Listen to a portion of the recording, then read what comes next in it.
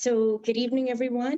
It is the November 13th, November 15th. I cannot believe it's the middle of November. It's the November 15th meeting of the CB11 Manhattan Health and Human Services Committee. I am Nye Whitaker, the chair. I'm joined by our vice chair, Arturo Perez, and our liaison from the district office, Marlene Pierre. And we're going to get started. Marlene, is the slide up with the opening remarks? Here we go. So just as a reminder, for those who have participated in the past and those who may be new this evening, we have some ground rules that we've set now that we are in a digital universe, or should I say virtual space. We ask that everyone be very familiar with the raise your hand function. And so we ask that everyone remain on mute. If you would like to ask a question of the speakers and or the members of this committee, you will need to raise your hand and then wait to be acknowledged by myself, the chair, and or Marlene, our liaison to the board. CB11 members, if you have a question about board business or wish to make a motion, please raise your hand through the Zoom functions and wait to be recognized. I make it a priority to call on the committee members before opening discussion to our community members. And please forgive me, the transcription comes on top of the slides on my phone, and so it sometimes is awkward to read. If you don't know how to use the raised hand functions, if you click the participants icon, the participants panel should appear, and you should be able to find the raise the hand function there. I also ask that once you've been called upon and have contributed, to please use the lower your hand function as well, so that we make sure that we include as many people as possible and don't recall on someone who's already spoken. We want to make sure that we are inclusive this evening. If you're having any technical difficulties, you may click the chat icon and write a note to Marlene Pierre or myself, Nye Whitaker, so that we may assist you. We ask that the only information that's included in the chat is information regarding to the business of this group, which really means information that we've asked to be posted. Usually I ask any of the speakers to post their name, the name of their organization, their email, their phone number, and there may be information about events or other activities in which you may be able to connect to their organizations. The chat should only be used to alert us of a technical difficulty, or you can state in writing, as I said, sharing information out that you would like to share with the community. We also ask for you to email that information, these are for speakers, to our community liaison and to our board office so that we can share it more generally. Please keep your questions and comments succinct and germane to the topic at the time. And this is specific to the subjects on the agenda. I also want to make sure to remind everyone, this is a safe space for all speakers, so that I ask that everyone display kindness and respect, not only to your fellow committee members, to the members of the public, and to our speakers, but I ask the members of the public to show that same level of respect and kindness to the members of the committee and to our speakers. We want to make sure that this is a welcoming environment for us to educate one another and to work in solidarity across our community. So, Marlene, next slide. Is there anything else? Great. Oh. I think that we are ready. It looks like it's 6:10. I'm calling the meeting to order. And if we could do a roll call, that'd be great.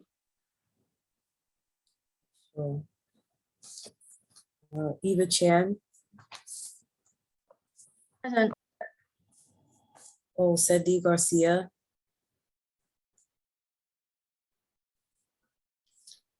Robin Krinsky. Present.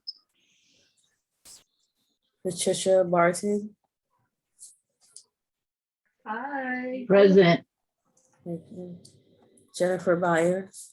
Present. Thank you. Shirley Pedia. Arturo Perez. Present. Thank you. Xavier Santiago. Present. Thank you. Pastor Isaac Scott. I'm here, present. Thank you. Robert Stration. Present. Thank you. And Nye Whitaker. Present. Thank you. You have a quorum, Nye. So in terms of calling the meeting to order and the adoption of the agenda, do we need to have a motion? You don't need to have a motion. If anyone objects to the agenda that was previously distributed, then you would call for a motion. But if Okay. there's any objection, you could just unanimously adopt it. Great. So I'm going to ask now by raise of hand of the committee members only, Health and Human Services Committee member, are there any objections to the agenda which was circulated by our board liaison Marlene last week, as well as posted to the CB11 website? Are there any objections by raise of hand? And please allow me a moment to scroll.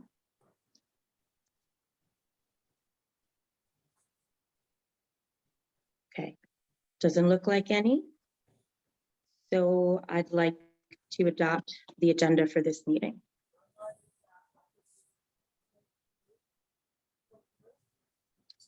In addition, I'd like to call for an adoption of the October committee meeting minutes.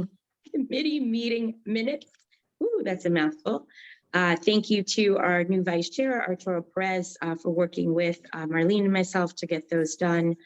He will be kind of also acting as our committee secretary, and a thanks and acknowledgement to Eva Chen, who had been acting as our committee secretary for the previous cycle.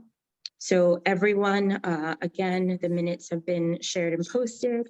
I'm going to ask, are there any objections to the October committee minutes? By raise of hand of committee members, and again, give me a moment to scroll.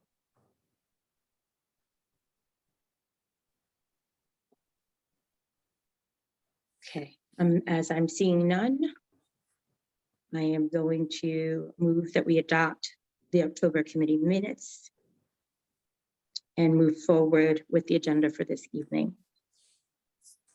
So a few announcements before we get started. I'm going to have two chairs announcements. The first is I'd like to remind all of our committee members that at the November full board meeting, there will be elections for our new leadership representation on the executive committee for CB11. And so I'm asking both our current members, our members at large, public members, et cetera, to please, if possible, plan to attend the November meeting of the full board so that you can not only hear and learn about the new candidates, but also be able to place votes accordingly and have a say in who our new leadership would be. Secondly, I want to remind everyone that tomorrow our amazing borough president, Gail Brewer, is hosting at 4 p.m. A kickoff to our holiday season, and that there will be an amazing event called the Winterfest VIP reception taking place at 4 p.m. tomorrow to kick off the Harlem Holiday Lights 2021 amazing caravan. So it'll be cocktails and jingle bells, and celebration and toasts. Nick Cannon's the Grand Marshal, and we'll be lighting up the district. They will also be coming through, mainly this is kind of a Fifth Avenue West event, but they will be coming this year through Marcus Garvey Park and lighting up the park. And so anyone who's available, again, extending an invitation from the Manhattan Borough President's Office tomorrow, November 16th, 4 to 6 p.m. for the Winterfest VIP reception at her Harlem office, and then extending later into the evening to the Harlem Holiday Lights 2021 Festival, which will be coming into Marcus Garvey Park for the first time, and would like to invite as many of our board members and members of the public to join us for these amazing festivities. I'm going to make sure that I dropped the link for the reception into the chat as we move forward for the evening. Before I turn over for any other announcements, does anyone have any questions either about the election and or the Winterfest Holiday Lights event? Marlene, do you see any hands raised? I just don't want to overlook anyone from the board members. Okay, I don't great. see any hands raised from the board or the public. Great. Awesome. So I'm going to open it up to the board members, the members of the committee. If you have an announcement that you would like to share, please raise your hand so that Marlene and I can recognize you. First up on my screen is Robin. Robin, the floor is yours. Thank you. I don't know if Marlene, you're able to upload the image, but this Wednesday, the 17th at 10 a.m., there's a very important Zoom. It's the Bronx and Northern Manhattan Fair Pay for Home Care Roundtable. Why is this important? You may not know, but agencies like mine are having a home healthcare crisis. More recently, several of our clients have been sent to rehab because their home care agency simply had no one to care for them. This includes bedbound people. So it really is a very important situation. I think, Senator, I heard that you're signing on to this. Very exciting if you are. This is to bring attention to this crisis and requesting for consideration in the budget as a priority to raise wages for home care. And I thank you. I'm going to post the link to register in the chat.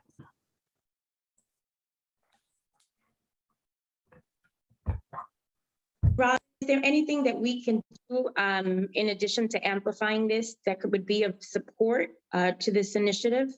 I'll let you know what comes as a result of this first Zoom. Okay. Thank you so much. Thank you. I see that there are two other hand raised for some reason, though it's not opening up. Marlene, who's next on the queue? Xavier. Great. Xavier, the floor is yours. Thank you. Real quick, I just wanted to extend thanks to the entire community board. We just finished because I think part of as it relates to health, the experience and culture and enjoying and returning to normality. We just wrapped up in my private life, the International Puerto Rican Heritage Film Festival. We broke some records. It was a smashing success. Thank you for everyone who's participated or supported in every way. But there will be another special event coming up in the near future where we're going to exhibit a selection of films for the community. And we're just right now starting that process. But I want to say thank you to Community Board 11. I'll make the same announcement at full board and to all our cultural institutions that lifted us up. So thank you. And thank you so much. And also just thank you for your work with Open Streets and your continued commitment to bringing our community together. We really appreciate your leadership. Who's next up? It looked like there were three. Is there another? Patricia is next. I'm sorry, who? Patricia is next. Oh, Pat. Hey, Sister Pat, floor is yours. Good afternoon. Thank you all. I want to thank you all for supporting Harlem Yes in our upcoming World AIDS Symposium, People of Color Aging with HIV/AIDS. We were originally going to do it at the Museum of the City of New York, but the numbers are spiking again with this COVID and other things are going on health-wise. So we've decided to go virtually, and we're going to do it now on December the 4th, Saturday, December the 4th, from 1 p.m. to 3:30 p.m. I will make sure to get that Zoom link out to Marlene. I guess I would send it to you so that anyone who would like to attend will be able to attend. But we thank you, Community Board 11 and NIE and the Human Service Committee for your support. Thank you.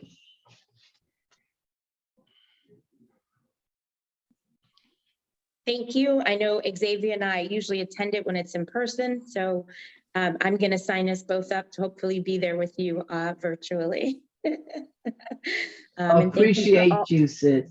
Always, always. And thank you for what you do to uplift our LGBTQ+IA members of CB11 and our community at large. So thank you. Who else do we have up next, Marlene? Jennifer Meyer. Jennifer, the floor is yours, my sister. Hi, just a quick update. I do some work with an organization called the Fund for Global Health, and they're looking for advocacy fellows specifically in Harlem, since our congressional representative is on one of the committees that does a lot of work with global health. So I'll drop their link in the chat. It's fundforglobalhealth.org and then /advocacy fellow will bring you more information about the fellowship, and also my email, which is jenmeyer59@gmail.com, in case anyone has any specific questions. Great, thank you so much. I see Arturo Perez has his hand raised. Yes, hi. This is Art. Just a quick update that the COVID vaccine are available for children aged 5 to 11 in East Harlem, including the Puerto Rican Neighborhood Health Center, Monday through Friday and Saturday, as well as the boosters. That's it. That is awesome. And my other hat, I actually just we helped distributed 326 shots to children today. So if I'm a little exhausted, please forgive me. We started at 6 in the morning and we wrapped at 4 this afternoon.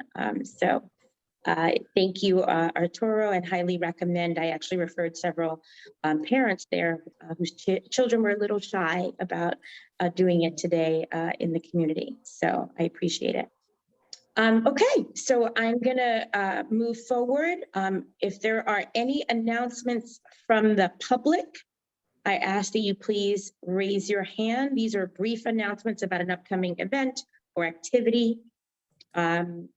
And additional information can then be provided in the chat.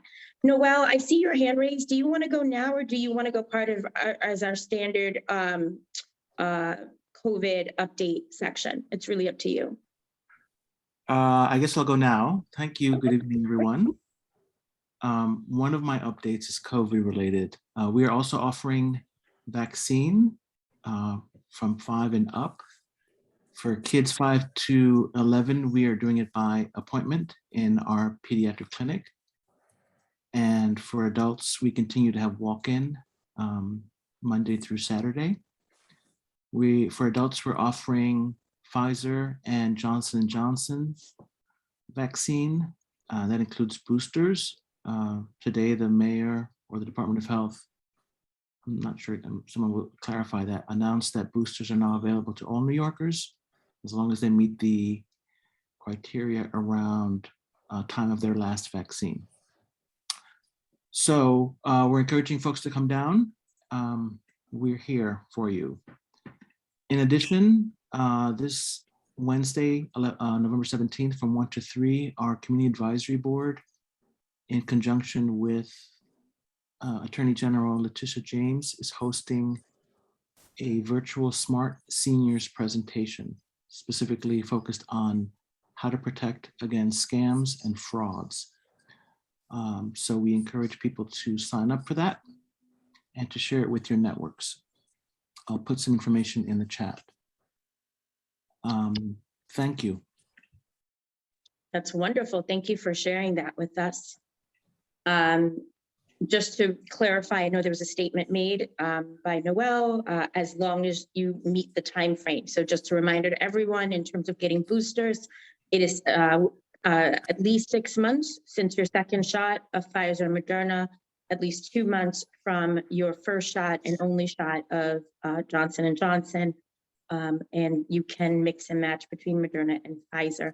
I also want to remind people to still continue to get tested. People are coming out, they're going to the movies, they're going to restaurants, they're engaging with others. My son's played his first basketball game in college after 2 years, or almost 2 years of not playing.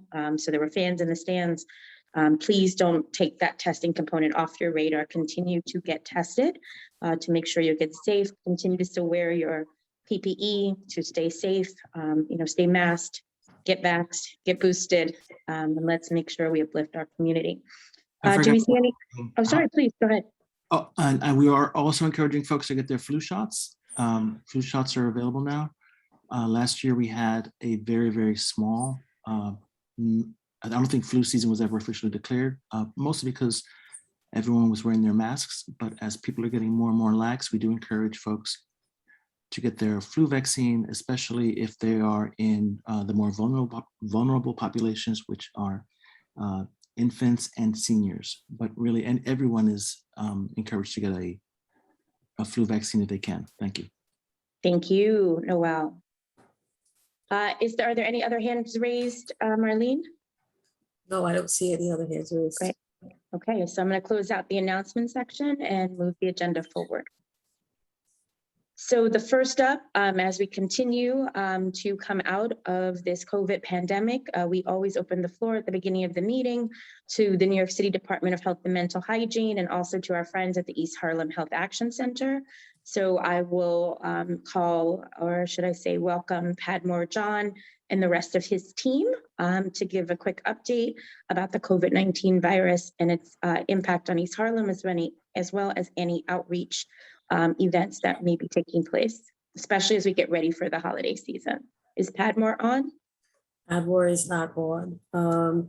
Rachel and Jaime are here to speak about the survey in the next section, but I'm not sure if they could speak to this. If you could, let your Yeah, Rachel or Jaime, is there any other updates, any upcoming events? Do you just want to even share the hours and the time of the Health Action Center before you get into the questionnaire would be great. Yeah, I can do that. Hi, everybody. My name is Jaime Gutierrez with the New York City Health Department, specifically the Action Center on 115th and Lexington. Good to see everyone. As you all know, we continue to be a vaccination site. We offer all adult and child vaccinations that are available.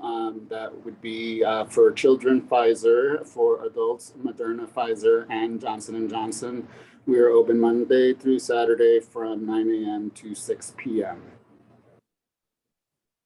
Awesome. I know time is short, so I'll limit the report out. But I'm just going to add one other thing, which is if you do know of anybody who's getting, any children that are first getting vaxxed last week, this week, as the DOE has been working with the city to take units around to schools, I just want to recommend that the East Harlem Health Action Center is a great place, as well as Barican, as well as our amazing Metropolitan Hospital and our other health partners in the community to take your kids for their second shot when the time comes, which will be, those early first weeks of December. So I just want to make sure that we are using our local amazing partners to get our kids fully vaccinated.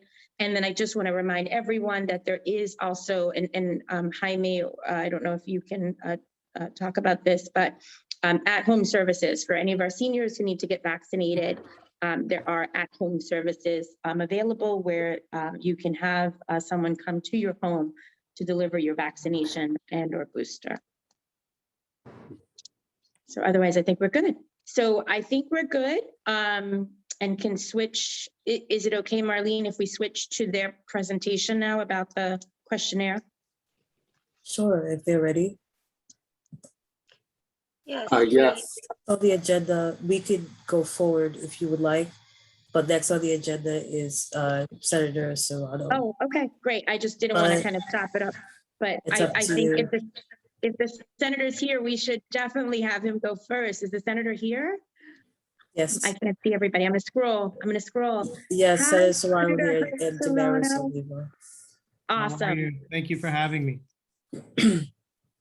Senator Serrano, the floor is yours. Thank you. Thank you for inviting me, everyone, CB11, board members, community members, members of this committee. It's always great to be with all of you, and I'm grateful for the continued work of all of the members on behalf of East Harlem for so many years.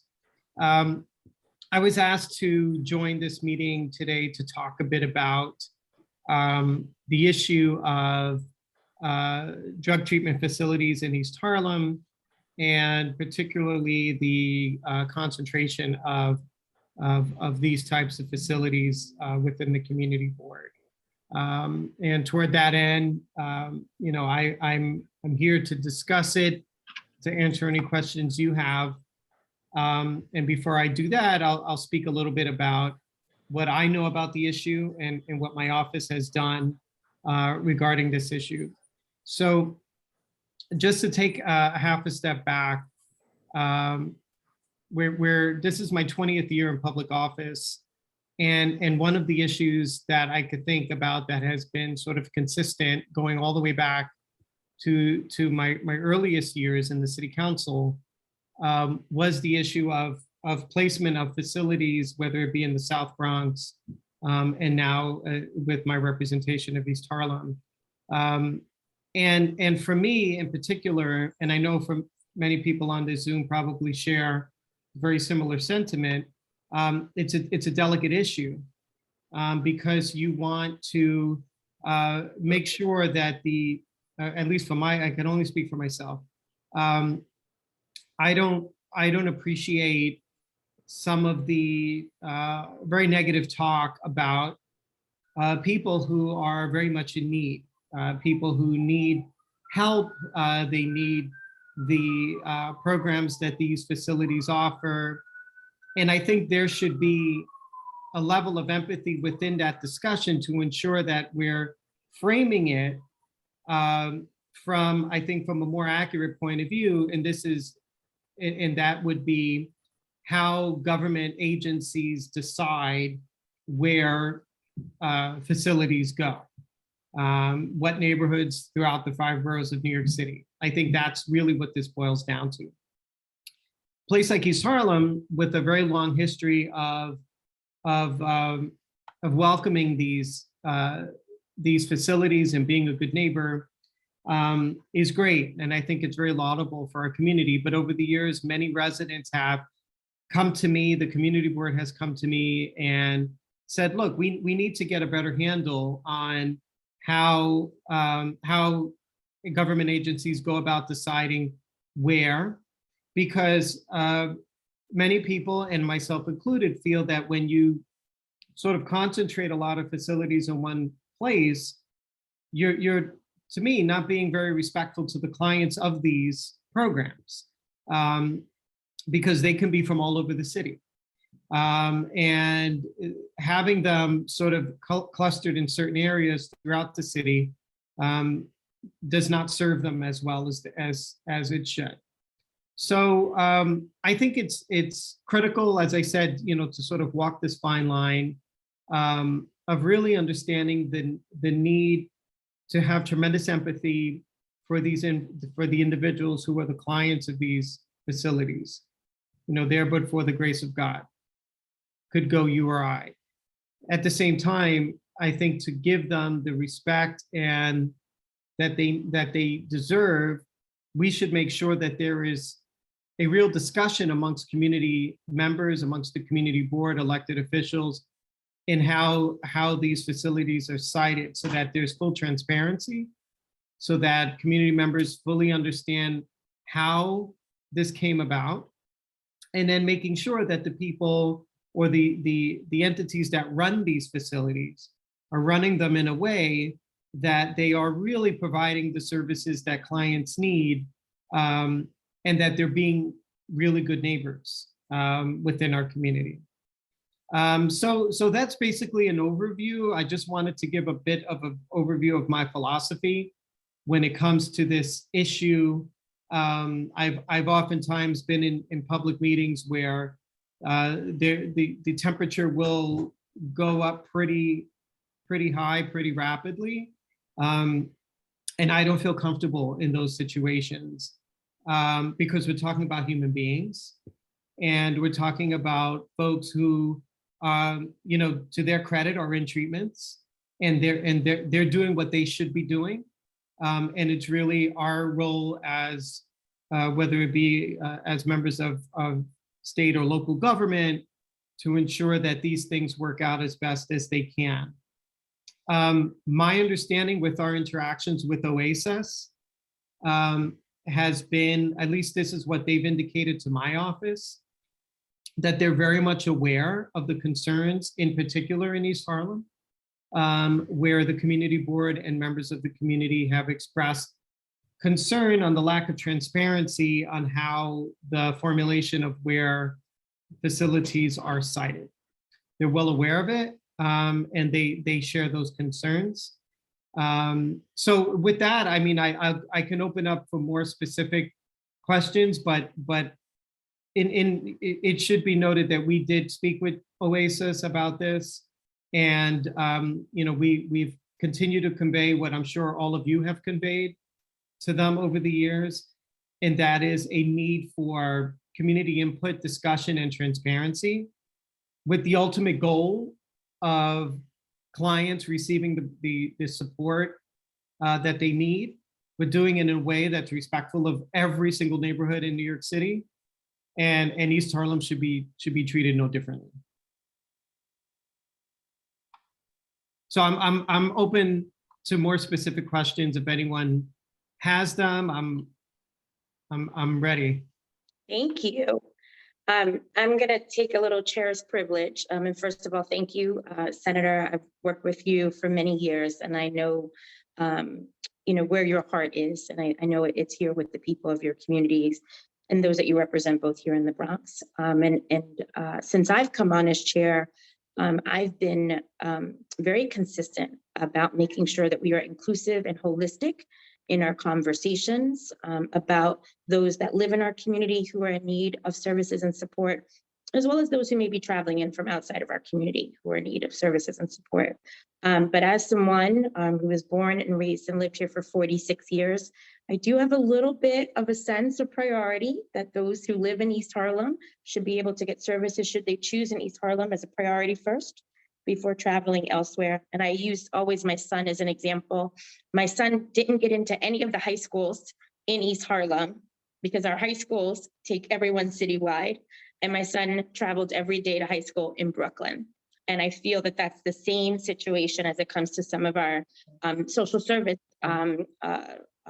agencies, that they are citywide and people travel sometimes outside of their communities without choosing to do so to receive those services based on a whole bunch of other algorithms and funding and what kind of healthcare, et cetera, you may have. But given all of that, CB11 voted on a resolution in March of 2021, knowing that the pandemic was, kind of at its height, knowing that that would cause an increase potentially of services needs for people. And the heart and soul of that was to be able to take a pause and really do some sort of deep research and conversation with OASIS, with our elected officials, with our service providers, with members of the community, collect and review data. And we agreed that it would be time for us to put a moratorium on the siting of any new drug rehabilitation, chemical dependency, or treatment centers across our district, so that we could have a chance to really understand what exists. Because sometimes people say we don't have certain things, even though we know East Harlem is a hub of many things. And to really understand who is serving whom, for lack of a better term, but which social services agencies are serving which parts of our community, what are the services they provide? Are they good neighbors? What are the outcomes, et cetera? And so I know that your office received a copy of this, but I think it would be great for us to continue to have that dialogue. And we would ask for your support continually of this moratorium, but also we don't always have a great list of some of the smaller organizations that may be contractors or subcontractors of some of these programs. So we would look to work with you in your office to really identify some of these providers. And we have a questionnaire that we can share with your office that we would like to get to these providers to understand what services they provide, who are their funders, what's their target area, kind of, what, their encatchment is, et cetera, and to really understand how they're serving our communities and how we can partner better to make sure, that we are taking care of all, and especially the least among us. So I know that you guys got a copy of it, but we will, as a follow-up to this, resend that and get it on your radar. But I think that we would really love to invite these service providers to come and have a dialogue with us, so that we can better get to know them and understand who they serve, what services they provide, what they're seeing. Is there an increase of services? Is there a decrease? Are they moving to telehealth? Through these conversations, we found out from one of our service providers that telehealth wasn't being reimbursed in the same way that physical visits were, or in-person visits, even though it took teaching someone how to use a computer, teaching them how to use Zoom, getting them an email, all these other layers that were needed, and probably might even be more costly to get someone up to speed to learn the tech that they needed to do telehealth in the pandemic. So just would really love to use this as an opportunity to create a partnership going forward. But, our community board seems to believe that this is a reflection point or inflection point, depending on how you look at it. And we would really love to have a better sense of who's here, how we can partner, what they provide, and how do we better serve the community going forward. Well, I definitely will like to partner with you and the board on that issue. I think that's an important step in increasing transparency and getting community members to have a more vested a feeling about this issue. I just wanted to comment that OASIS has indicated to my staff that they don't have any new plans at this moment for new facilities, and going forward, any new plans, they will discuss that with the community board. And again, to have, I think, a real dialogue so that we as a community can be as supportive as we need to be for these facilities, or have a discussion about where they should be. And the sense that I'm getting is that there is a real recognition that public policy for many, many years has been a very uneven one for the entire city of New York. So to be abundantly clear, we as a community have been very welcoming to a lot of facilities for people who are most in need. We have never said no, no way, no how. We really do want to help, and we've taken more than most other communities, let's be frank. And what we're saying is, look, let's make sure that there is transparency and dialogue and how we do this, because ultimately, as you mentioned in your comment, you have clients who may travel great distances because all of the facilities are clustered in one neighborhood, but they're traveling from other parts of town, and it's not fair to them. They should have facilities closer to them. And I think that level of dialogue creates better health outcomes for the clients. We want them to do well. We want them to have the healthcare that they need, to be able to get connected with all the services that they deserve, and to be able to have the bright future that they should have. It does take an entire city to work together on that. So very, very willing to work with the community board on this in a very, again, very empathic and understanding way. And also just, going back to the fact that we'd also like your support from the city council level as things change over in that perspective come the new year. Also new commissioners that will be coming to some of the city agencies and others as we go forward to make sure that we are just applying a fair share policy across the board. And I think that's what it really just comes down to. I agree with you. In the years that I've been here, I know you're kind of technically my peer contemporary, you, me, Robert, and others. We've seen our community be very welcoming. And I think it's more just a model now of a fair share application going forward. And also an opportunity for us to uplift those that have been long-term good neighbors, and an opportunity to discuss and explore those that may need better help in partnering with our community to provide those services and to be better providers to East Harlem residents, and to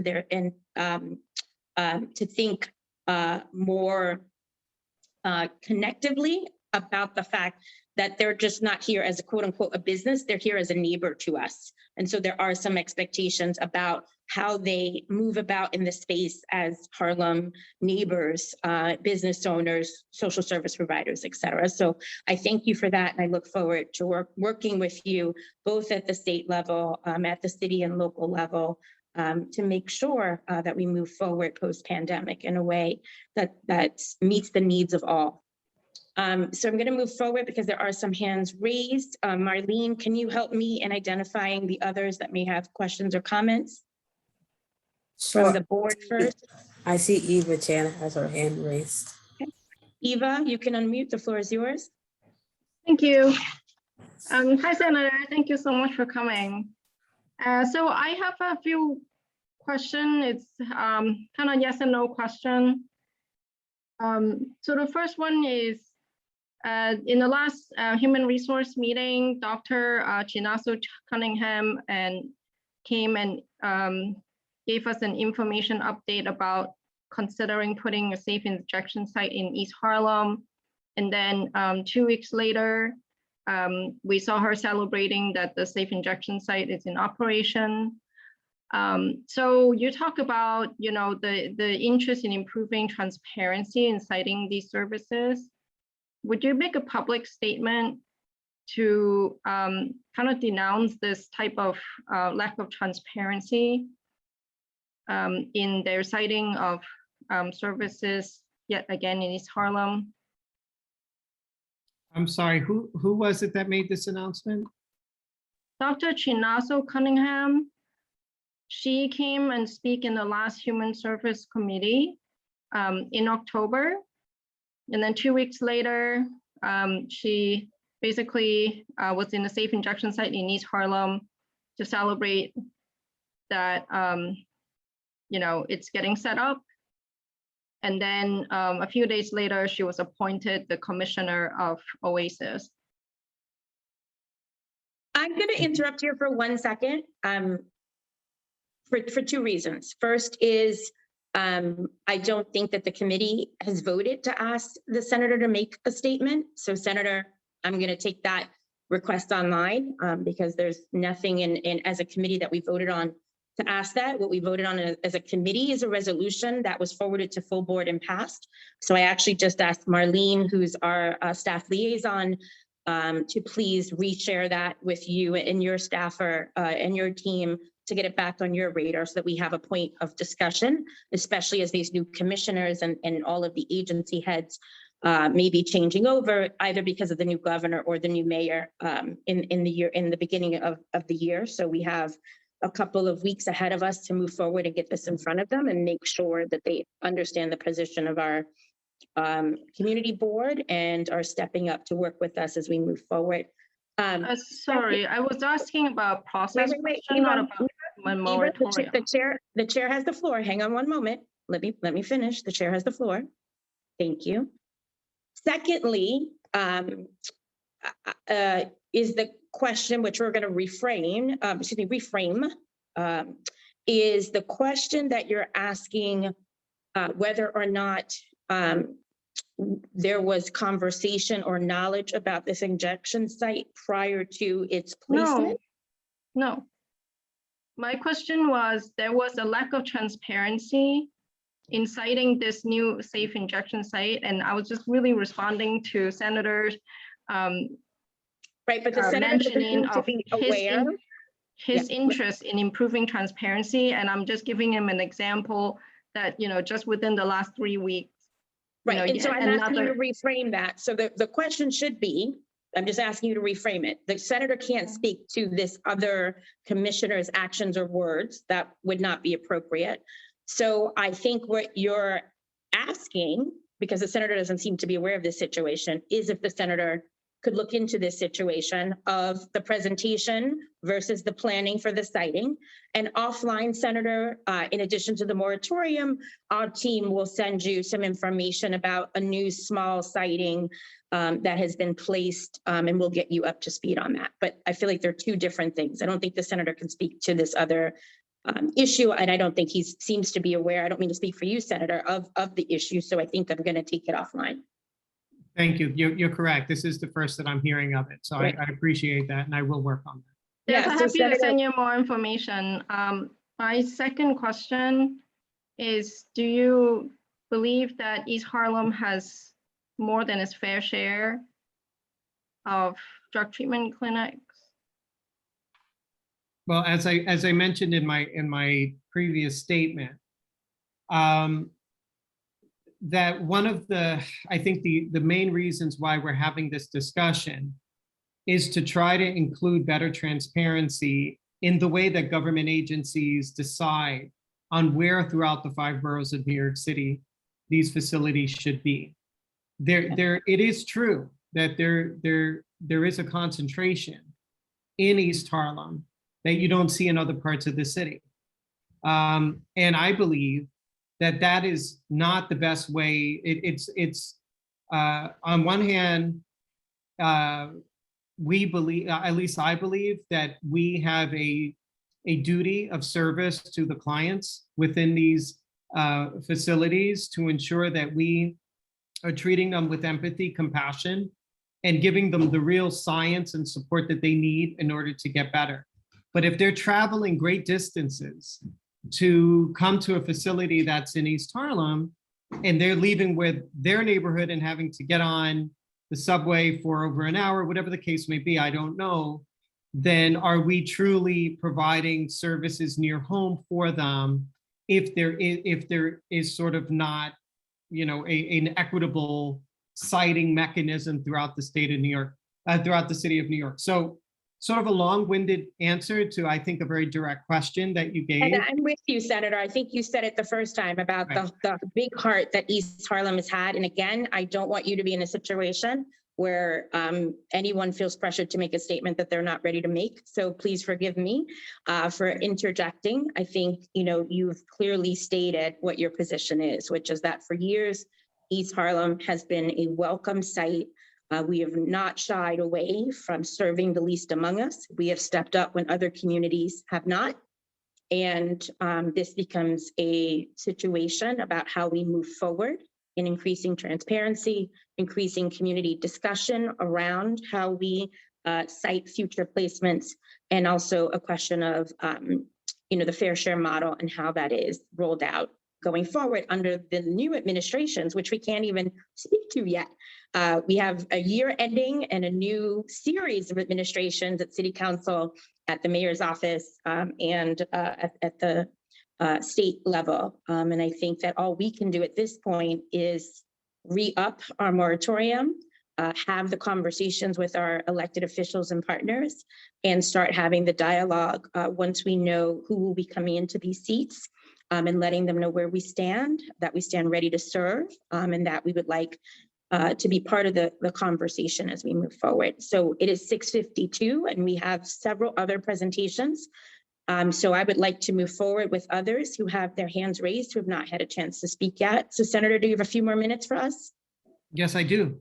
Thank you, sir. I see William Smith's hands raised, but before I get to him, Marlene, is there anybody else that I might be overlooking before Will Smith just jumped in my screen view? Right, there's Eva put her hand back up. Yep, I'm going to move forward to someone who's not spoken yet. So Right, Will Smith. William Smith put his hand down, actually, and now, okay. William Smith's hand is now up. They're doing it back and forth, back and forth, back and forth. So Okay, so District Leader hand is William up. Smith, did you have a question for the senator? Thank you, Nye, for the opportunity to speak. Senator, thank you so much for taking the time to keep us informed on how this issue is evolving legislatively. I just want to highlight something. In terms of this issue, I know this is a very contentious issue. It's a hot button issue in our community locally. It's important that we think more about what the state can do, because this falls under the state's purview as well as I know the city because of the funding sources as well. But I would like to know, have there been any discussions in terms of indexing the locations of these sites based on drug-related crimes or crime volume in particular areas? Because in the 125th Street corridor, which I walk through all the time that I represent, there's at all hours of the night, there's a lot of crime. You see a lot of illicit drug activity going on in those areas. So I'd like to know if there's been any discussions about including in any legislative changes, tying that to public safety concerns, cop stats, statistics that the police department tracks in terms of the activities of various crimes and incidences in our local precincts. I'm not sure if first of all, thank you for the question. I'm not sure if you mean statistics based on people who are actual clients of the facilities, people who. No, what I actually mean is, if we think about these clinics and we think about the surrounding, that the immediate area and the surrounding areas and the possible challenge of crime in those surrounding areas, has there been any talk? What are your thoughts on the potential of a legislative remedy that would tie how the concentration of clinics based on crime activity, or the statistics of the crime activity in that particular community and the surrounding community of those clinics? So but on 126th Street off of Lexington Avenue, there's a lot of crime in that area. If they were to expand that clinic and or open others, and that's in that area, if we already have significant crime now, what would it look like if they were expanded? So we need to look, have there been talks of how statistically that assessment could be completed? Well, I no, this is the first I've heard of it, and again, I'm not sure if I'm prepared to sort of draw a line necessarily between the facilities and crime in the neighborhood. But I understand what you're saying. I think that there's sort of to have a better overview of the neighborhood in which the facilities are being housed. But again, I don't want to speak too much about something I haven't really thought through properly. So if I could maybe, I'd be more than happy to talk with you a little bit more to sort of flesh out what your idea is here. And then I can take it from there if that's okay with you. Oh, yes, sir. I would greatly welcome that. So I will follow up with your office this week to hopefully schedule a call or meeting with you in the very near future. Thank you so much. Thank you. And the same goes, I'm sorry, Madam Chair. I wanted to also say, and the same goes for anyone else on the board. If there's, I'm always willing to say what I don't know. I'm ready to admit with the issues that but I'm always more than happy. It doesn't just have to be at this meeting, but going forward, if you want to contact my office, if you have ideas, if you have concerns, if you want to know a little bit more about a position that I've taken or not taken, always feel free to reach out to my office, and I'll be more than happy to sort of expand. And that's how I learn. Basically, that's how, from listening to all of you, is how I help formulate the positions that I need to take. They're not made in a vacuum. This is why dialogues like this are so important, and I do appreciate it. And I thank you. And I also just want to point out, and so I'm going to kind of end it here so we can move on to other topics, Senator. What I think would be really helpful, people on the call may not realize Senator Serrano represents a portion of our district, but not all of it.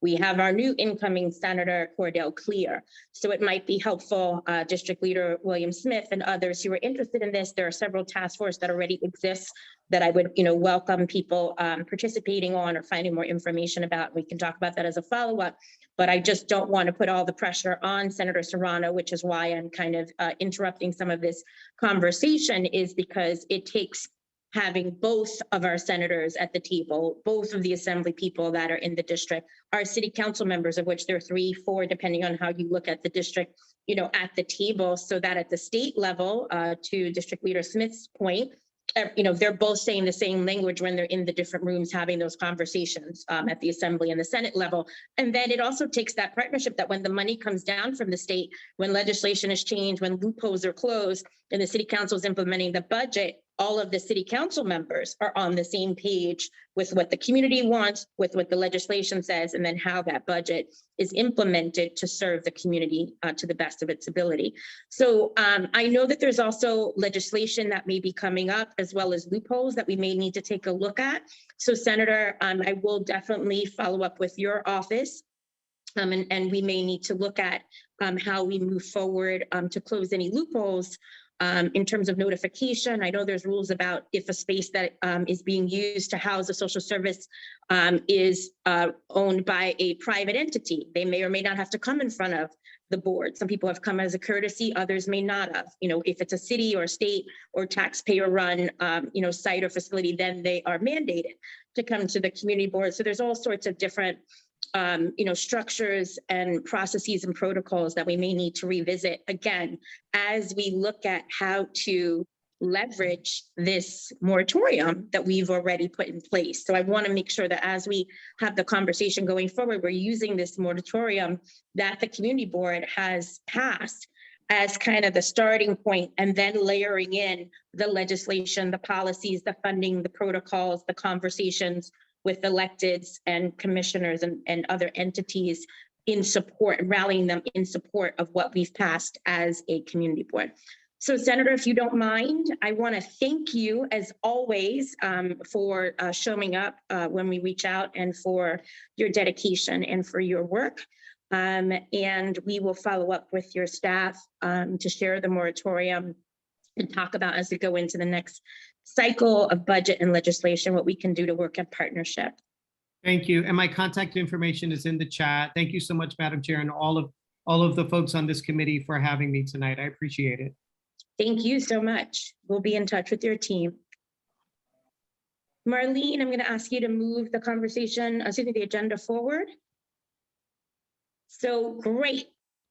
We now have, and so thank you to the team from the East Harlem Health Action Center for allowing the senator to join us at the beginning. I know it makes for a long night, but I want to make sure that we inform the public of what this part of the presentation is.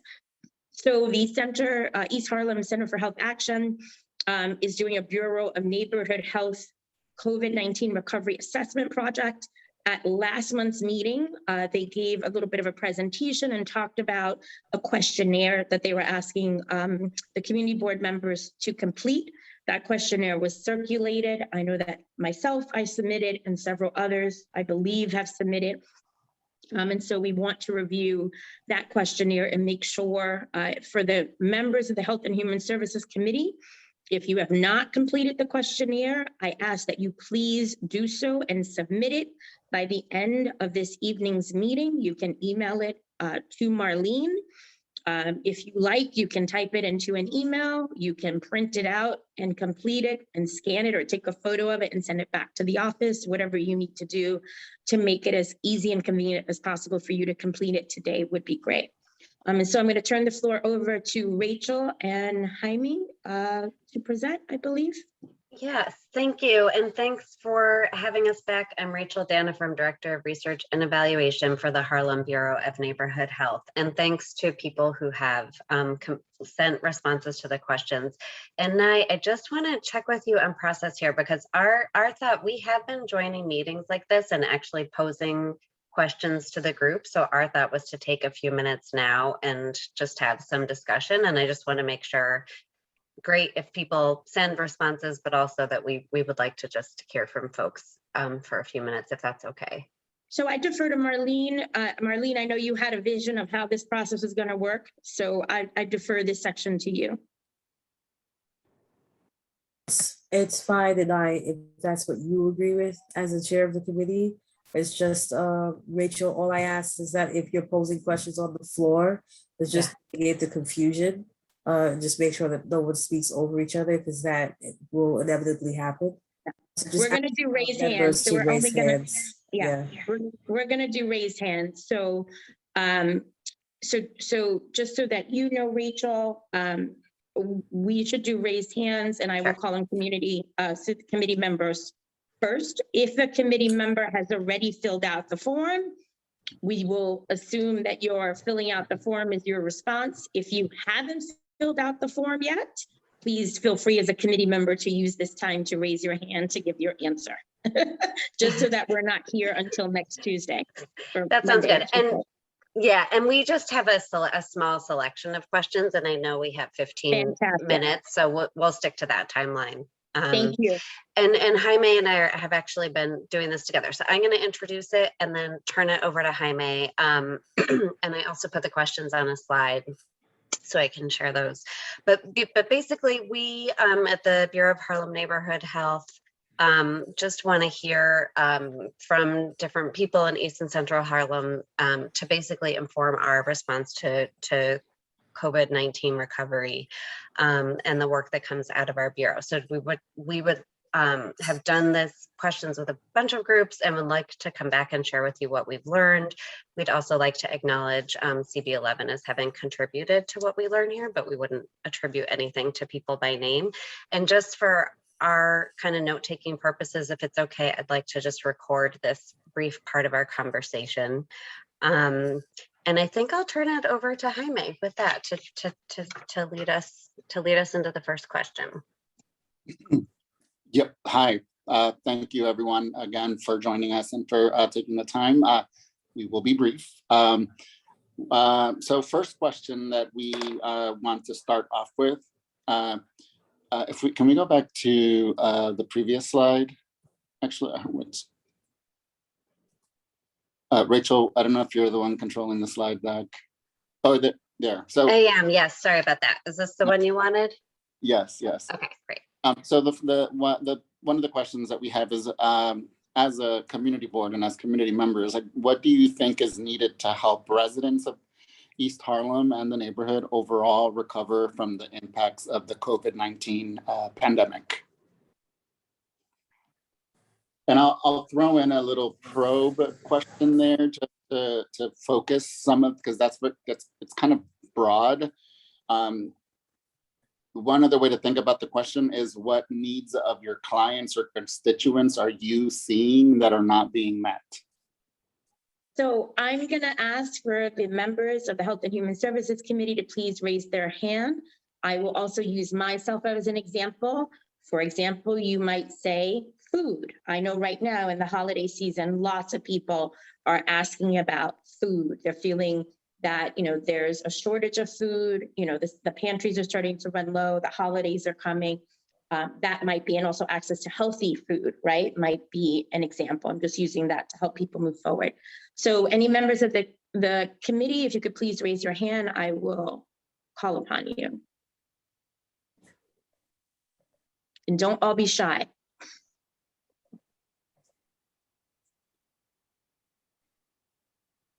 Robin, thank you. You're welcome. I think, first of all, well-informed and well-respected communication. I think people are still getting misinformation.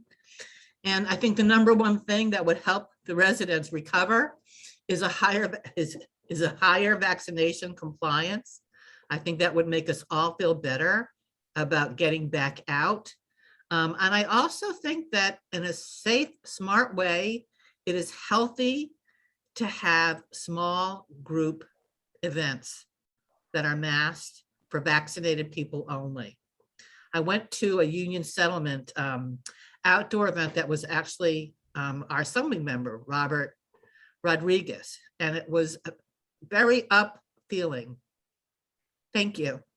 I was there and it was awesome. But Robin, I think you read my answer sheet. No, you didn't, but I said the same thing. I said, I'd love to see the East Harlem Health Action Center because it does have a space, start to do some smaller events, whether bringing back movie nights or, education or speakers or whatever, because I do feel, the sense of community I saw for Halloween and also the senior event that the assembly member did and some other things that I've been at. People, it's almost like a homecoming reunion. People are so happy to see one another and be in community again. And I think that that's something that's sorely needed. No, I agree with you, but I also echo your food sentiment. East Harlem is really feeling like a supermarket desert, and it's people really feel like they're limited to where they can go and And that the safely. prices are going up because of, the supply chain issues and other issues. So being able to have access to affordable, high quality, healthy food. And one last thing about the communication, it does need to be multilingual. Amen. I was just going to say, because Eva's always mentioning to us, translation. Thank you, Robin. I'm going to call on our brother, Pastor Isaac Scott. I just want to clarify. Now, you said if I filled out the form, I can't answer. No, of course you can. I just said that if you hadn't filled out the form, I'm encouraging you to be the first one with your hands up.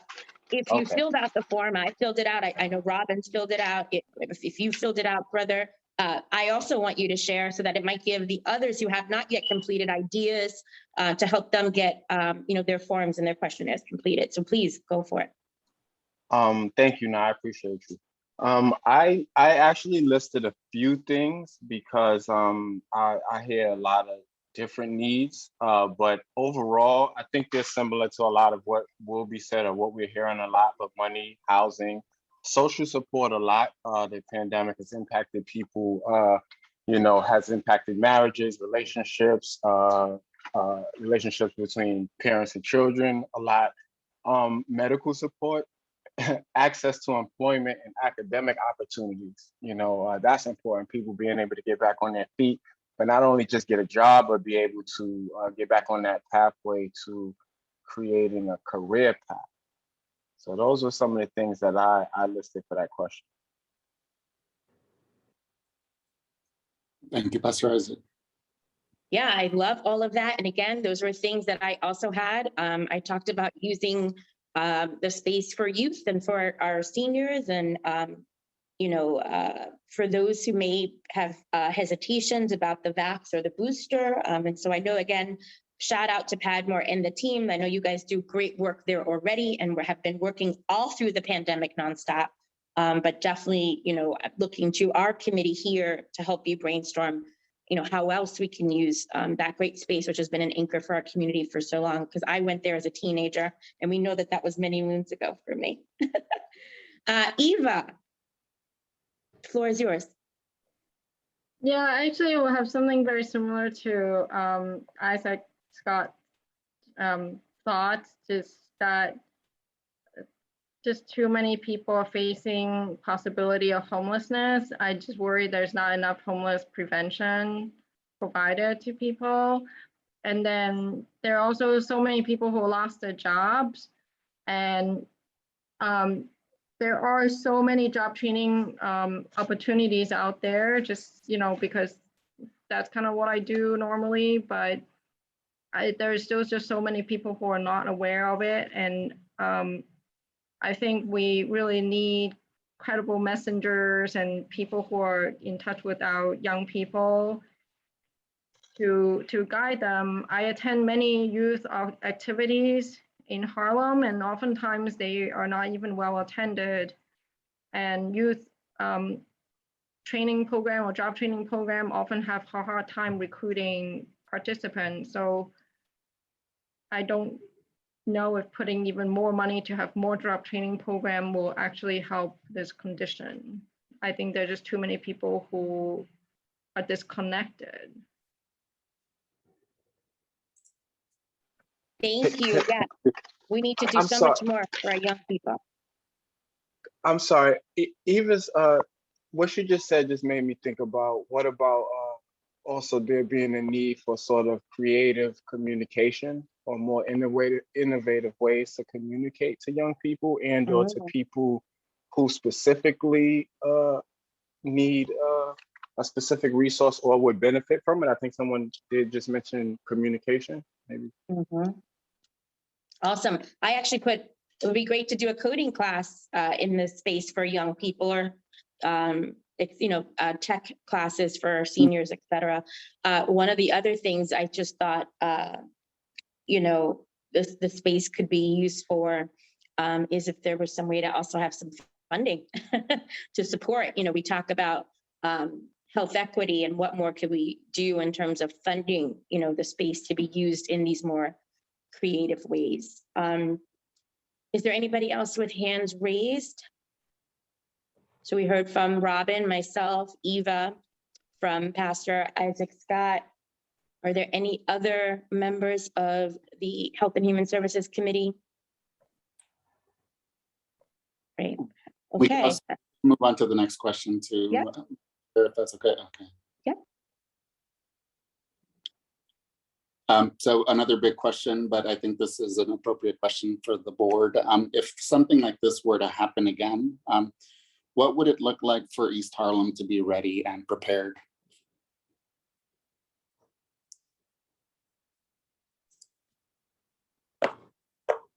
So for example, just again, to get the conversation going, I said we should have a stash full of PPE, because I remember when people were using garbage bags and we couldn't find any.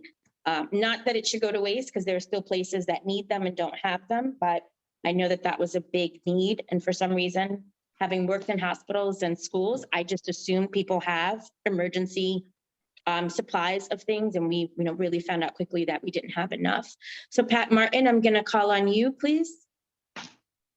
I think what we've seen so far is that when the different agencies have jumped on board and pitched in and offered various types of support, I think that if it happens again, we need to build a coalition of support agencies to address food preparation, social services that the people will need in order to deal with that mental health thing that's involved. So many people are depressed from this. So we need also people to just call each other and see how we're doing. So yeah, we need to build a coalition of support agencies to each individual to individualize the services that's needed to support the community. Don't you remember when we used to have like the phone tree back in school days, right? You like activated the phone tree. I Yeah. almost feel like we need one of those, even if it's electronic, like the WhatsApp emergency group. You know, we have COAD here, you know, like for if there's that kind of emergency. But to your point, Pat, you know, there might be another need to establish some other kind of group for this kind of like health related emergency. Eva, is your hand up again, or is your hand just not down from before? No, my hand's up. Okay. My thought was for the neighborhood to be ready and prepared. I thought information flow is important because there's such a huge discrepancy. I know now, you know, you're a big champion of it, you know, just making sure people have access to information. You know, like poor internet access in the NYCHA housing, I think that's a huge problem. You know, we need kids need to be able to go to school remotely, whatever happened. And then old people have no access to information. They're just stuck at home. And, you know, it takes so much resource to call an individual person. There needs to be a way to disseminate information. Almost like a robocall, you know, like for elections. I don't mean to bring up elections, but there's that robocall that goes out. We might need like an East Harlem CB11 robocall or East Harlem Health Action Center robocall of some sort. The other thing too, subsidized use of, you know, high-speed internet access. I was going to say the other thing is internet is very important. So thank you, Eva. I know they're trying to drop a black fiber cable around East Harlem. 50% of our residents don't have Wi-Fi. So I think that that's really important. I'm going to move on. Is there anyone else? I see 3 hands raised, but I can't see. Jennifer Meyer. Yeah, I think a lot of what we're saying are like the things that first come to mind for me, but also thinking about maybe some downline items like access to reliable transportation, like the environmental impacts and pollution and things like that. I think a lot of those things were things we were already struggling with. And then when COVID hit, they were put even further on the back burner. And it seems like it's going to take an even longer time to kind of address those issues again. So really keeping that in mind, I think we're already in some ways disadvantaged compared to communities with some more resources in those areas. And I think it's just been highlighted by the pandemic.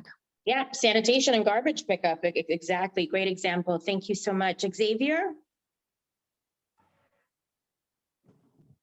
Did you have your hand raised? Yes, I did. Sorry about that. So long-term planning is that we need to change. What I would like to see for the neighborhood is a change in health equity. So unfortunately, our northern Manhattan had a higher rate of comorbidities. And when it comes to preparation to is having a network that can get information and resources out faster than what happened, just like when we had the food trucks come in and PPE. I mean, other than, you know, because you have 2 stages of crisis intervention care and preventative care. And the preventative care is more about the health equity component. And then if we were in a crisis intervention mode, it's making sure we have stores of items that can help us get through and survive. And I do like to comment about information because knowledge is power, power is control.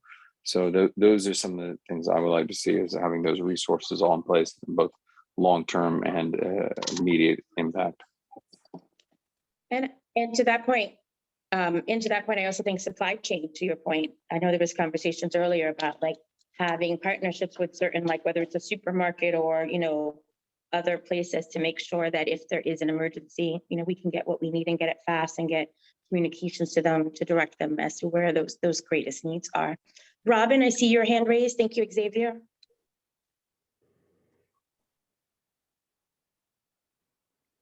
Thank you.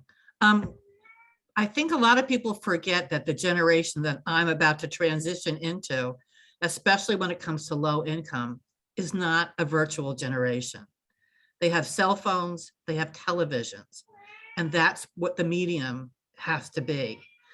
Secondly, in terms of, you guys have done a great ability to get vaccinations into the home, but it took forever. And those people felt forgotten. We see such decline in people who were made homebound by this pandemic, and loss of cognitive ability, not just physical, but sometimes both in tandem. So it's really been a setback in more ways than you may have seen. So my real plea would be better communication, better trusted communication, and thinking about the medium for all people. Thank you. Thank you for that, Robin. And you know me, I am the first to want to flyer a building because people don't always check their cell phones or trust it when it comes, or their emails, etc. I'm old school. I like to go flyer a NYCHA, put it by the elevators and the mailboxes and on people's doors. And sometimes the old school ways are the trusted and true ways to get information to people. I don't see any other hands raised. Marlene, am I missing anyone? No, I don't see any hands raised. Okay, I'm going to ask Jaime to move on to the next question. Yes. And actually, Madam Chair, what I and fellow board members and committee members, what I think we will do next is just let you all know what kind of next steps we're gonna like to kind of think through as a neighborhood, as a community, and as partners, right? So instead of answering this question, just know that we, because we know we're at time, and we appreciate all the time that you've given us. There was a lot of ideas, and what part of what we'll be doing is putting together a kind of preliminary and then more final report on what we've heard, seen, and what's been communicated. And we're going to look to you all to help support these recovery efforts and also find ways of collaboration. And with that, we welcome any more feedback that you all have. I know we did get some feedback ahead of the meeting from Marlene. I'm assuming it might go through Marlene and back to us, but please continue. This is important work and it can't be done without you. And thank you so much for all your time. Thank you. Two quick things, asking you if you could just please drop your information into the chat if you've not done so already, and the link to the survey so that the community can have it on a larger. I asked everyone who's a member of the committee, if you have not already, to please fill out the questions. There's a longer set of questions. They just highlighted a few key ones for this evening. And Marlene, has this survey gone out wider, like vis-a-vis our CB11 newsletter, or was it just for the board members? It was just for the board members, but if they would like it to go by the newsletter, I'll speak to Carly Agent about it. Great. So Jaime and Rachel, if you would like us to put this out for wider distribution, there is a newsletter that CB11 circulates that we could include it with.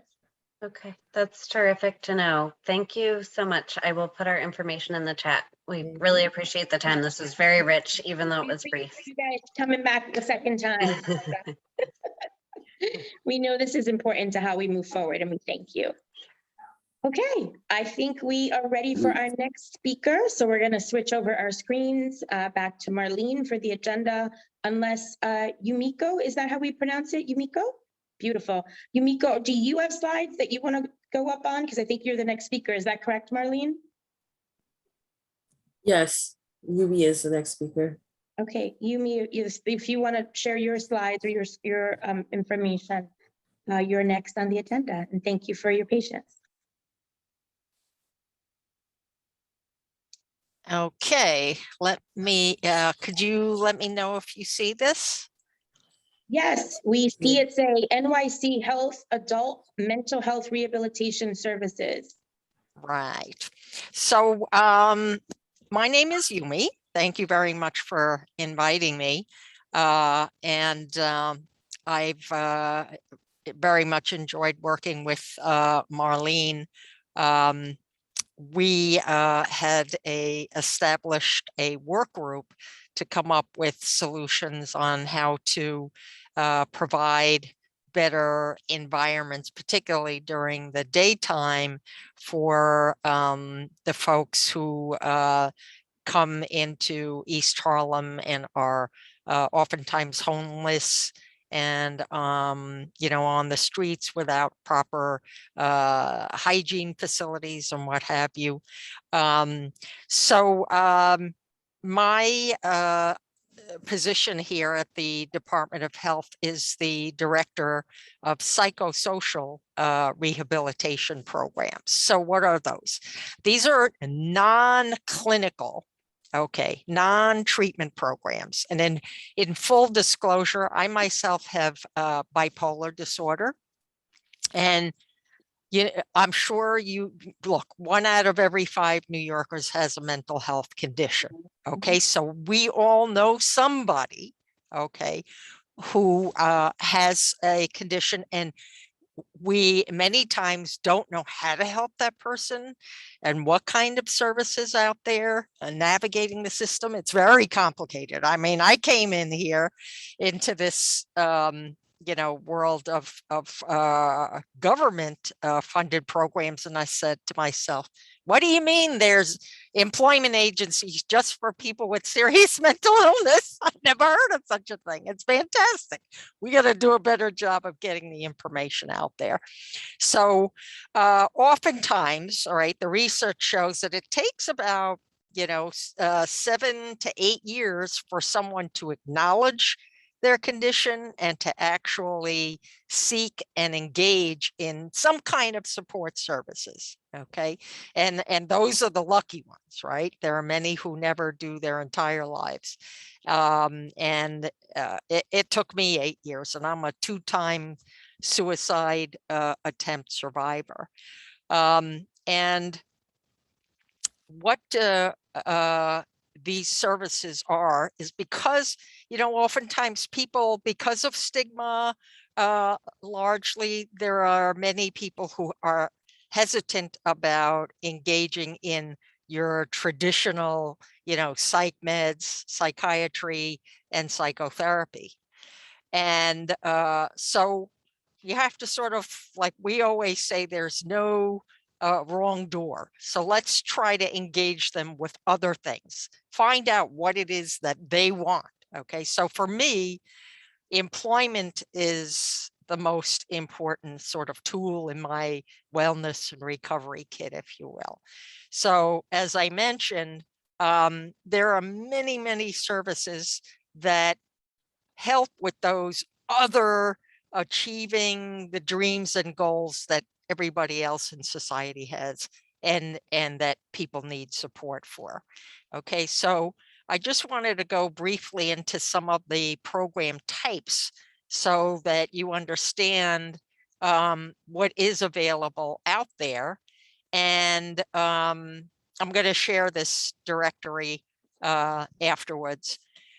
So I mentioned the supported employment programs. They're called assisted competitive employment programs. And they will do not only soup to nuts in terms of doing a vocational assessment and working with the person to determine an employment plan and what action steps that need to be taken, whether it's, building the resume, mock interviewing and what have you, to once a person gets the job, to help them retain the job. And these are all services that are specifically geared towards adults 18 and over who have a serious mental health condition. Okay, so typically major depression, bipolar disorder, the schizophrenia spectrum. So one of the things that's really terrible is that less than 15% of people who have serious mental health conditions actually work. And yet research shows that 70% of people want to work. And ours is not a cognitive issue.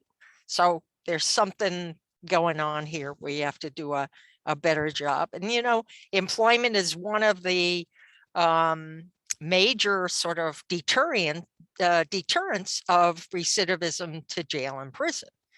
So, these are particularly important, and people have mentioned already here that in light of people losing jobs and now coming out of the pandemic, that this is a real need. And we have many, many programs throughout the city, including Staten Island. Someone also mentioned education. Okay. The other thing is that more than 60% of people with serious mental health conditions who enter college drop out and never graduate. Okay, that's a horrendous percentage. So we also help with determining what people want to achieve in their academic endeavors, and usually leading to employment. And this is not just post-secondary. This is everything from vocational programs to finishing their high school equivalency. And one of the things that people don't know about that's like a booming workforce that we don't have enough of actually are what we call mental health peer specialists. And they are specifically trained to help their peers with serious mental health conditions to get access to services, learn about recovery tools and crisis prevention, self-help. The program actually happens to be in Harlem, in the old Hotel Teresa, and actually very successful, particularly with people who have a justice involvement background. And so we very much want to promote this career path, especially since there's a lot of jobs and not enough people, and particularly those with a criminal justice background. We also have employment programs that provide a sort of paid internship to get your feet wet into the work environment. Many people have either not worked ever or have little work experience or a long time ago. So there are businesses that are social enterprises that have been created, affirmative business and industry for people to sort of try out the dignity of risk and the right to fail in the employment environment. So one of the program types that has been researched extensively and what is called an evidence-based practice is the Clubhouse Program. And we have one right smack in the East Harlem, a very active corridor on 126th Street between, I think it's 2nd and 3rd. This is a program where we've been trying to particularly engage the homeless folks in the community and people who come into the community to spend a meaningful and sort of active day. Okay. And the Clubhouse is kind of like a co-op or a kibbutz where there's no hierarchy between staff and Clubhouse members. Everybody is responsible for the success and the operations of the program. So depending on the interest of the individual, it's not like a drop-in center, all right, where you just hang out and there's no structure. When I was coming out of a suicidal depression, I was isolating, was afraid to go out into the real world, but wanted to work, wanted to socialize, but in a safe and comfortable environment. So coming to a program like this provides that structure that's needed when you're dealing with a mental health condition. And so there are different work units, and people can choose, like if they have an interest in writing and art, there's a newsletter production going on, or people are interested in the culinary arts, and there's a cafe unit where people will do everything from planning a meal to managing raw food inventory to preparing and serving and learning about nutrition at the same time. There's all different types of work units that allow people to work on skills in a sort of organic way. And it's very sort of, you're developing a community of real friendships that you can rely on in your really tough times. Now, people had mentioned needing sort of volunteers to outreach also in different activities.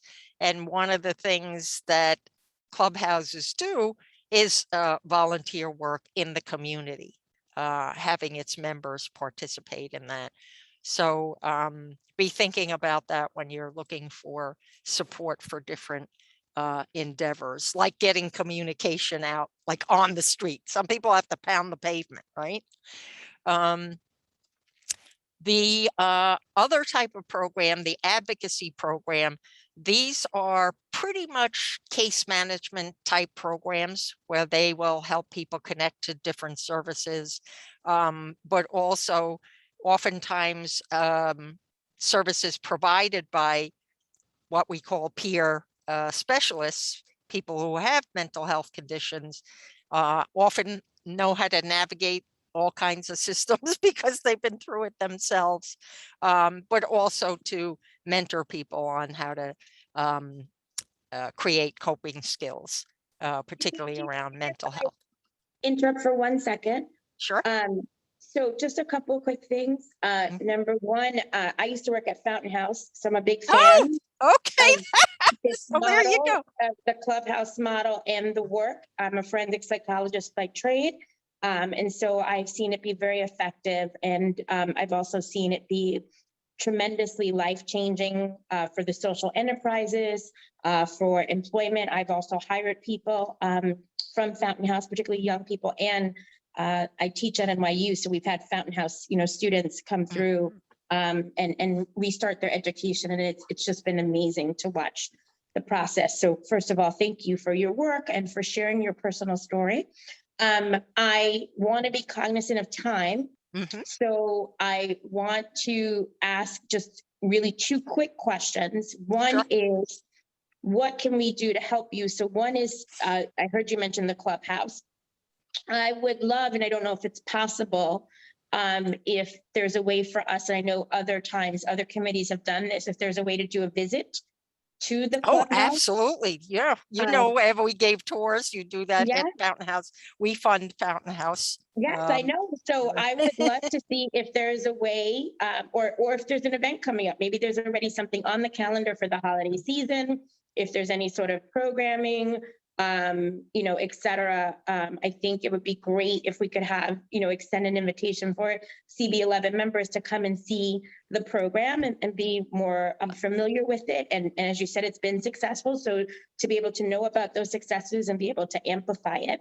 And then secondly, would also just like to know, is there anything that's needed now? So one is, how can we visit or support and participate and see the great work? And then the second is there's anything that's needed now that we could be of assistance with, whether it's, anything, just, kind of wanting to understand, how we can partner together for success. So you probably know, and thank God you're already, very familiar with the Clubhouse programs that we've been having a challenge with and trying to pound the pavement, if you will. But imagine trying to, engage people and to get them to come, even to just check it out, the Clubhouse. Okay, so the staff have been talking to people on the street, and what is the best way to capture their attention and to incentivize them to just go upstairs and check it out? It's been a real challenge for us. And, we tried to, think through, well, what are the things that people need right away, particularly the homeless folks? What would attract them? Would it be food? So we have obviously, that we offer lunch and dinner. There are fun activities in the evenings, weekends have special excursions. But I don't think that we've really gotten a really good elevator Well, speech to yeah, hook a them. good pitch going.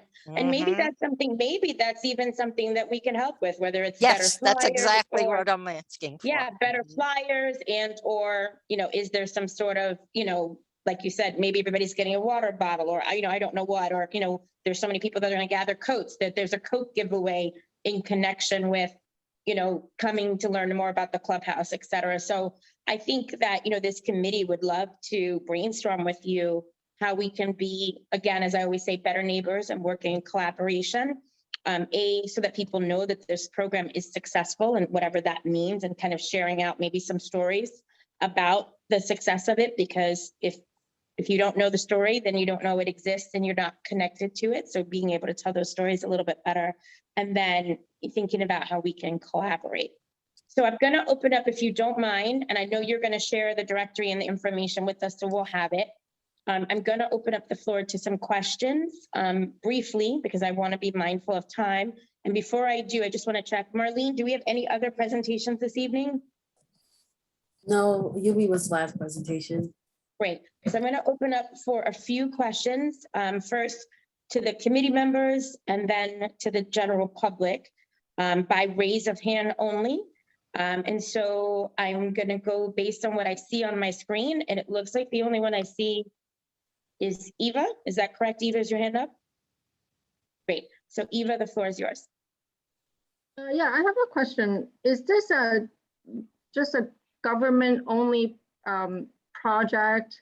Because I hear about similar clubhouses that were set up, and that tends to be collaboration with another social service provider. So like these are, Haunted House, for example. How does this work exactly? okay. So we fund 16 clubhouse programs throughout the city in every borough. And these are funded through contracted providers. And they are, New York City safe haven. We don't care if you have insurance or not. We don't care if you document it or not. Just to be a member of a club, you got to have a serious mental illness. And that's it. And I do want to share, Eva, just to that question, Yumi did share with us earlier, because I did ask the question about kind of what's going on right here in East Harlem. So there is one clubhouse program in our area. So she just said there's 16, but just, across the city, there's one clubhouse in our community. The one in our area is, what is it called? It's called the Chelton Loft Clubhouse. The organization that runs it, you may even know because you said you're in vocational rehab yourself, is the FedCap group. They're a very, very big operator and do a lot of employment programs with the justice involved folks as well. And let me just get the exact address is 104-106 East 126th Street. They're in the building that's occupied by New York harm reduction educators. It's in your favorite building, Eva. I think you know Shelton Loft, right? You know those guys. Also, I would Shelton Loft has also been lending space to Reserve and other organizations that have been distributing free PPE to the community, as well as helping community members schedule appointments for vaccination, boosters, at-home services, meal, have been doing test and trace, et cetera. So in addition to providing this service, the space is hosting other organizations that are providing services to the East Harlem and Harlem community. Actually, Reserve is a subsidiary of FedCap. But I'm saying in that Shelton Loft space. So there's lots of different service providers in that same area. Right. Site is probably a better word, in that same site. Yeah, thank you for connecting the dots. I thought, I'm aware of the one in the Charlton Loft, and then I thought it's a separate one, so I got it So now. that's Sorry, why I thank wanted you. to chime in, because I know sometimes when we talk about spaces, people often will know it for one type of service or one type of service provider, and many of the spaces in our community are shared with, based on funding and programs, because space is at a premium, and so it might be home to multiples, as in this case. Yeah, Are there any? Sure, go ahead.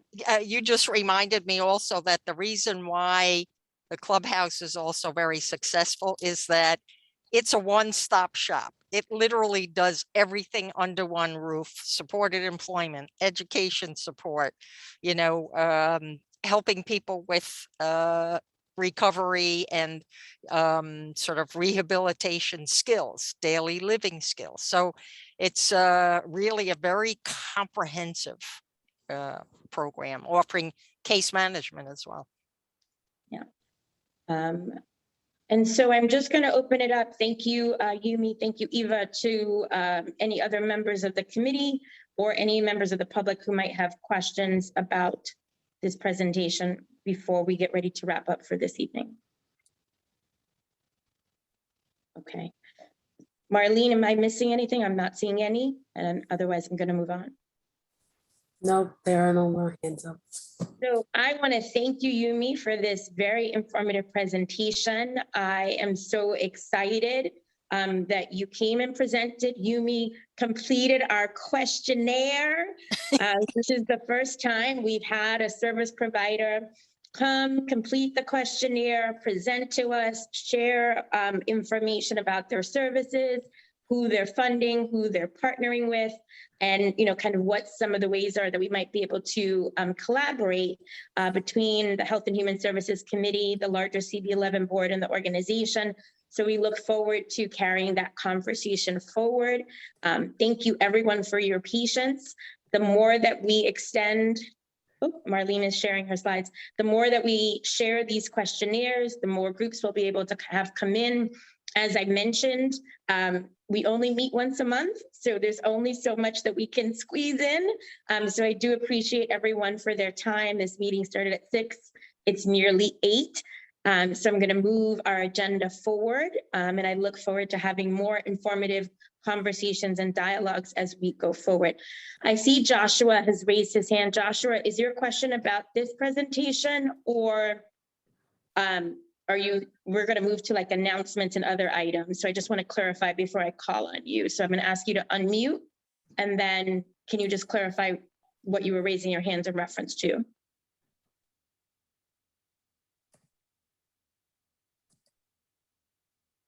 Joshua, did you raise your hand?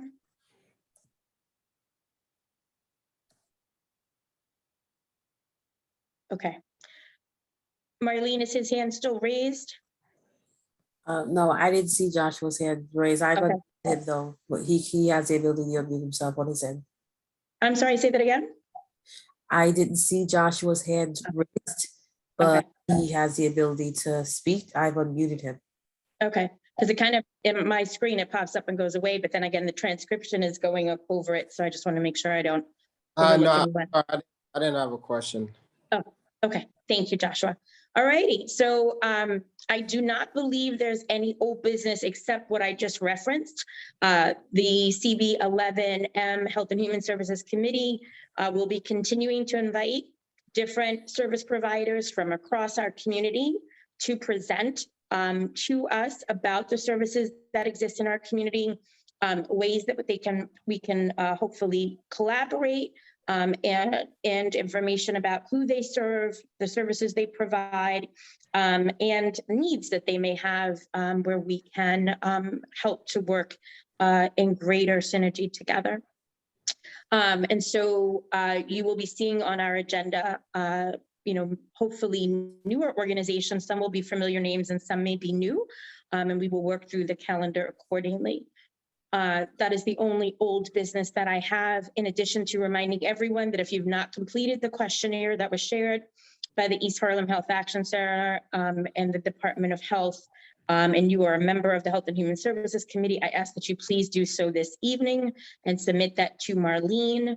Again, you can print it and write it in paper, take a picture of it and send it. You can put it in an email, but we would like to get that information in from our committee this evening. Is there any other old business, Marlene, that I'm missing? Nope, you covered it. Awesome. New business. Any new business or new items? First, I'm going to ask to Marlene, is there anything new that we need to share out for this evening? No, I think you've covered everything. I don't think this committee has any new business. Great. So I think we're good for now.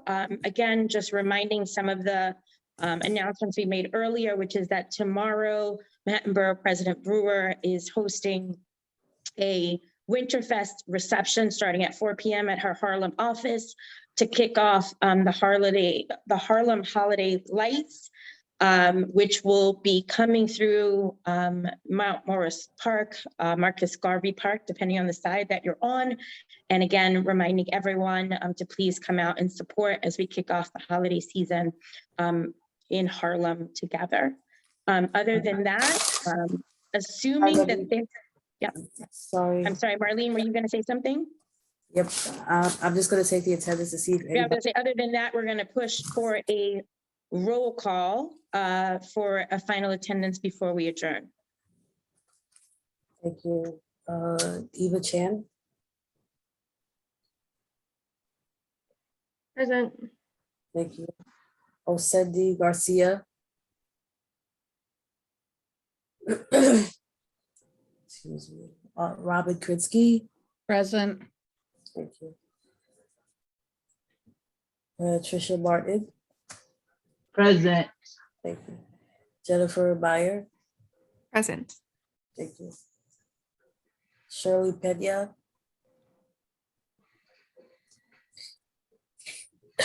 Arturo Perez. Present. Thank you. Xavier Santiago. Present. Pastor Isaac Scott.